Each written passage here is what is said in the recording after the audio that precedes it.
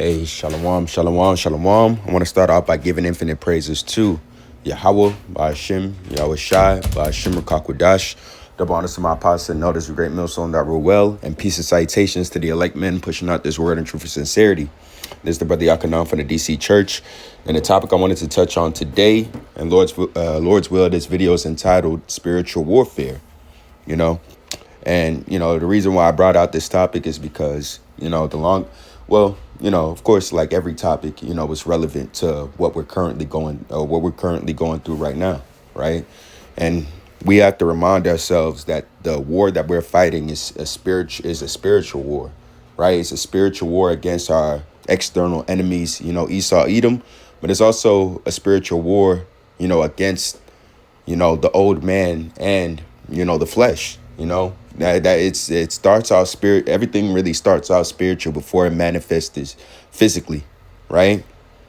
So I just wanted to get scriptures talking about that, and more so geared towards the type of spiritual warfare that's being had right now and how it feels. Now this is Daniel chapter 7 verse 25, and it says, "And he shall speak great words against the Most High, and shall wear out the saints of the Most High." And that's going into our external enemy. Starting off with Esau, Edom.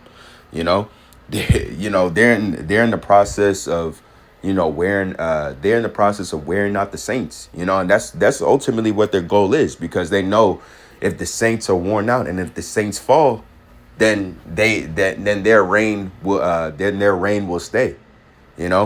But that's not. But the saints won't be completely worn out. The saints are gonna go through shit, right? But the saints won't be down and out. The scriptures say that a just man falleth 6 times and get back up 7. The saints are gonna endure. That's one of the characteristics of the saints, is that endurance. And that long suffering. It says, he says, I'm going to start back on. This is back up. It says, Daniel 7 verse 25, it says, "And he shall speak great words against the Most High." And that's exactly what they do. They speak great words against the Most High. They worship Baal. They commit their wickedness, and they speak against the Most High because they want to be as the Most High. They want to be Yahweh Ba'ashim, Yahweh Shah, but they can't. They don't have the power to do so. They can't create the elements. They can't do anything. It says, "And he shall speak great words against the Most High, and shall wear out the saints of the Most High." And the saints are being worn out. But the saints have the characteristics of being, having that endurance and being able to endure being worn out. We're going through hell. We're getting worn out physically, because of all the GMOs and all the shit that they put in the food, the chemtrails that they put in the air, all the pollutants that they built their society to be able to function off of. The saints are being worn out physically, and the saints are being worn out mentally. All the bullshit that you have to deal with in terms of the unrighteous and unruly people that you have to deal with. Having to see wickedness at a high scale. Not being able to exact righteous judgment. The saints are being worn out mentally, and financially. Being subject to payments. Being subject to payments, usury. Brothers have debts. Brothers have get a ticket in the mail. All the bullshit that you have to deal with living in Babylon, right?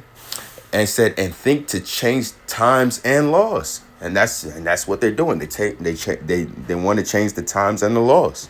Everything that they've set up is contrary to what Yahweh Ba'ashim Yahweh Shai has told us to do.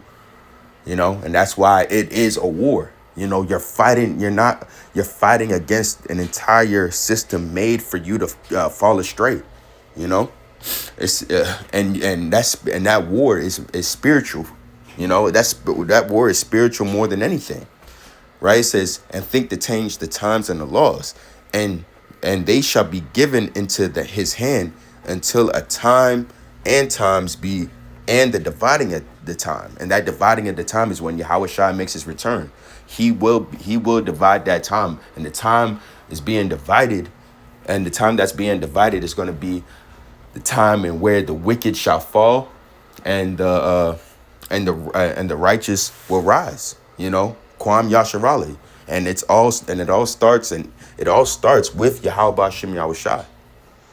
Our Lord and Savior Yahweh Shai is going to make his return and divide the times and put us in an age, in a world, or an age of righteousness, and that age will last for eternity. And that's exactly why we have to suffer with him. We have to endure. We have to endure this war. This is likened into, like I was speaking about, what kind of warfare we're fighting. We're fighting a war of attrition, right? And the thing about if the characteristic of a war of attrition, that is a long, drawn out battle, in which the goal is to wear out your enemy and have them give up because it's dragging on so damn long. We're fighting that spiritual war of attrition right now. We're being dragged.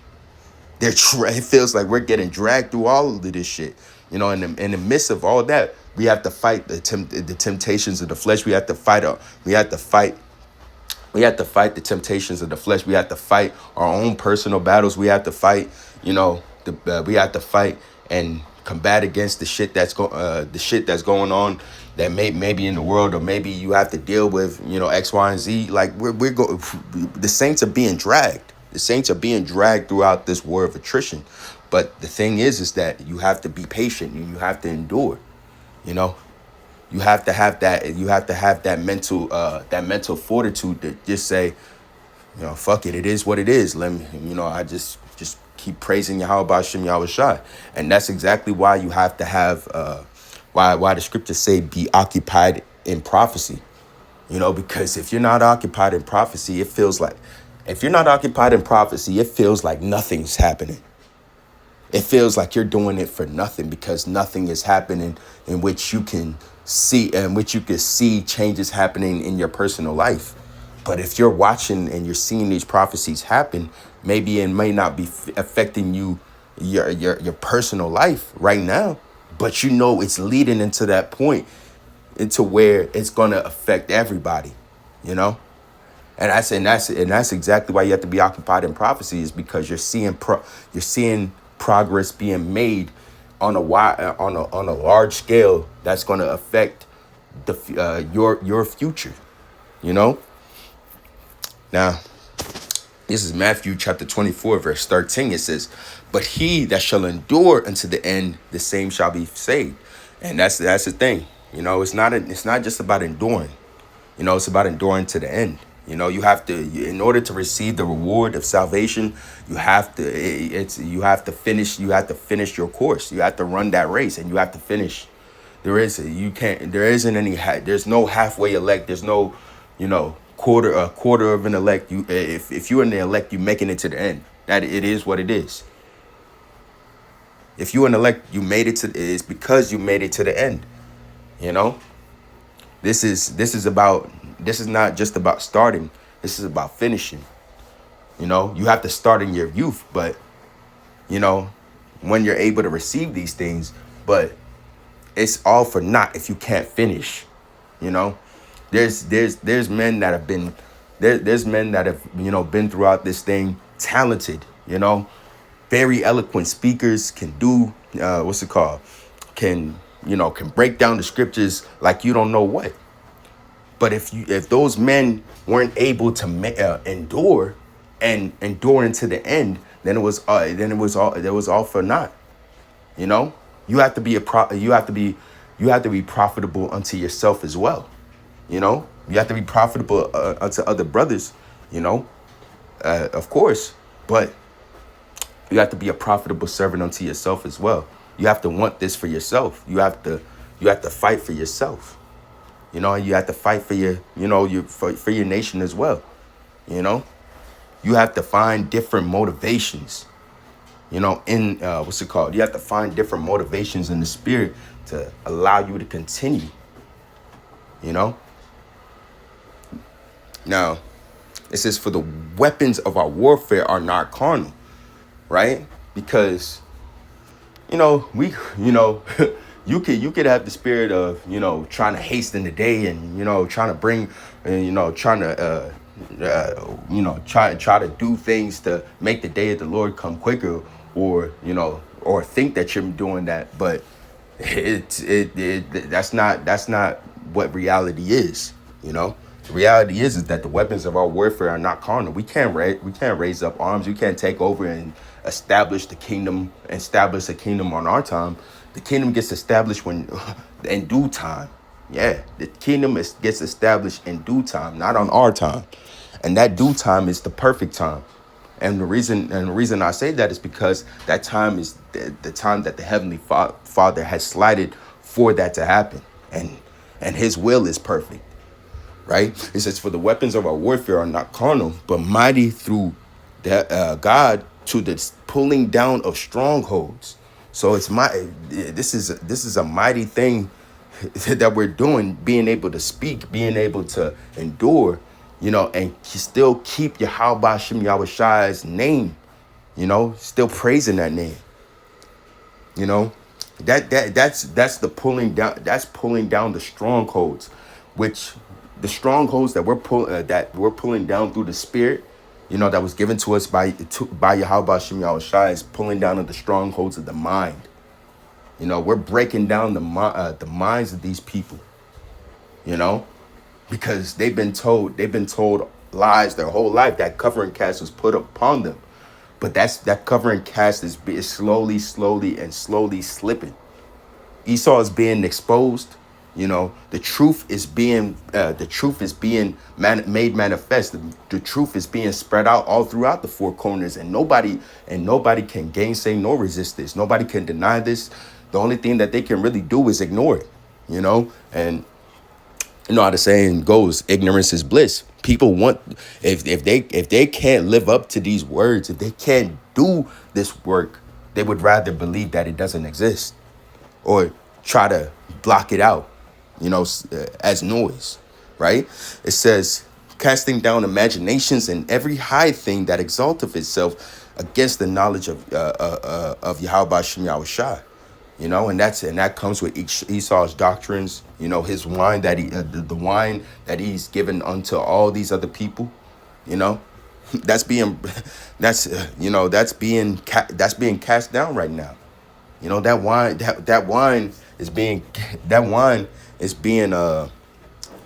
wine and those philosophies and his doctrine is being cast down.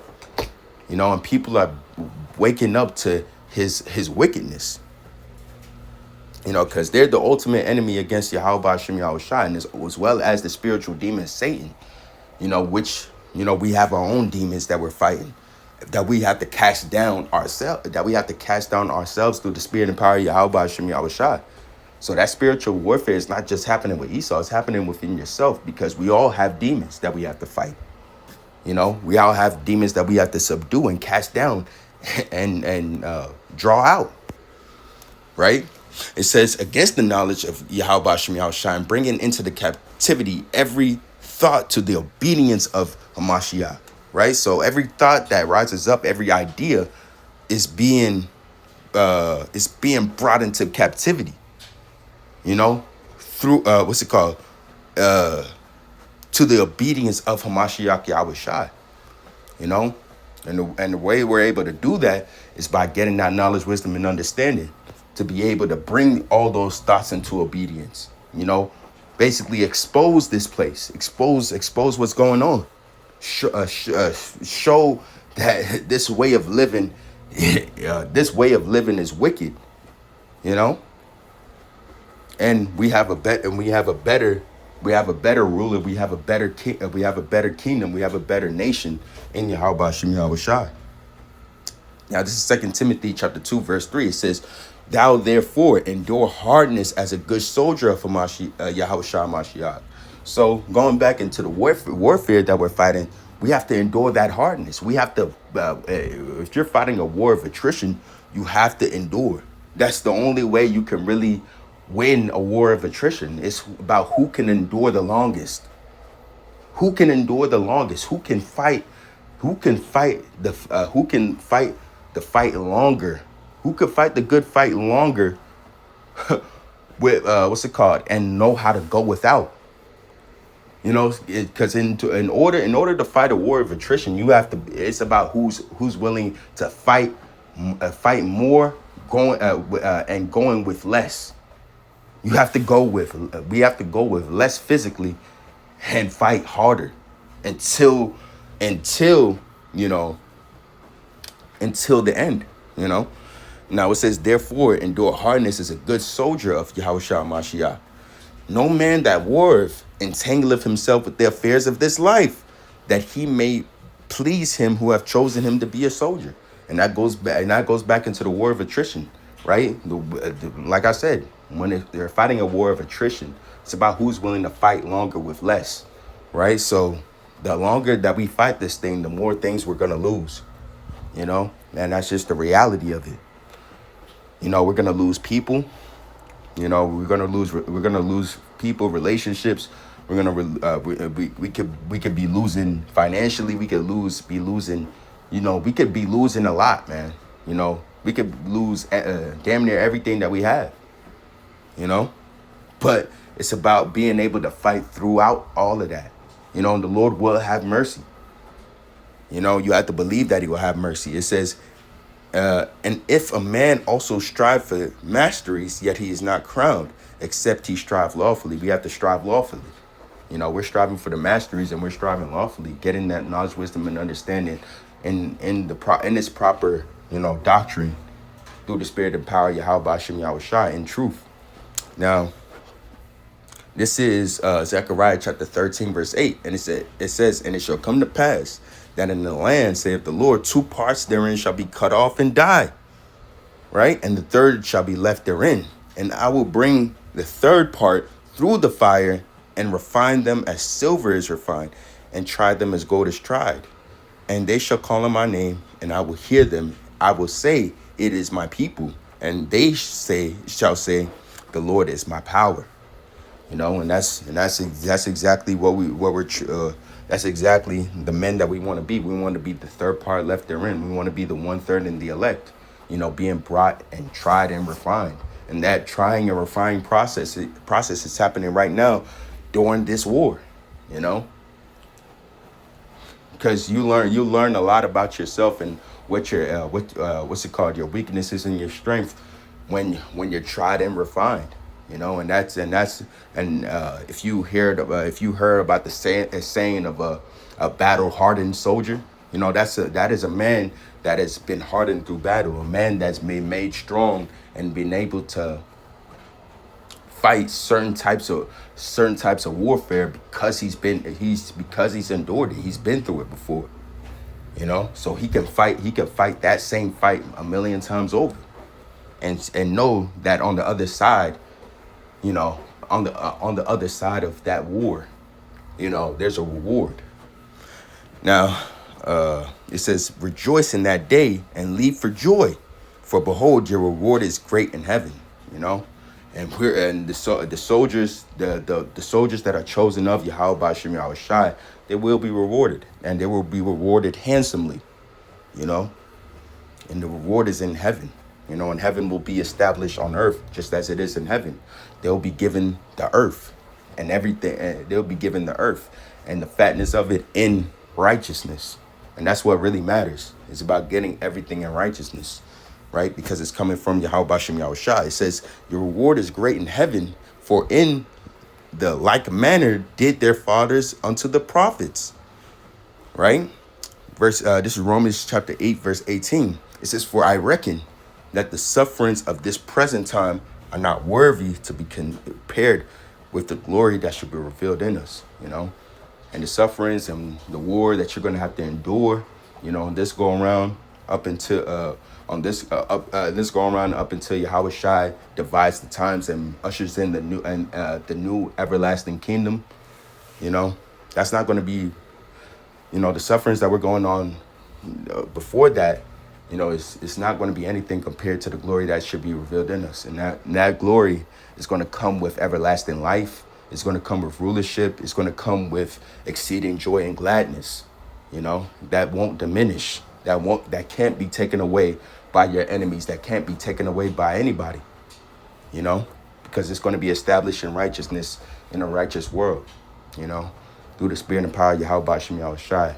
Hey, Lord's will, I hope this video was edifying. You know, I want to say call all Yahweh Bashim Yahushai. You know, double honor to my apostles and elders at Great Millstone that rule well. And until next time, I want to say shalom.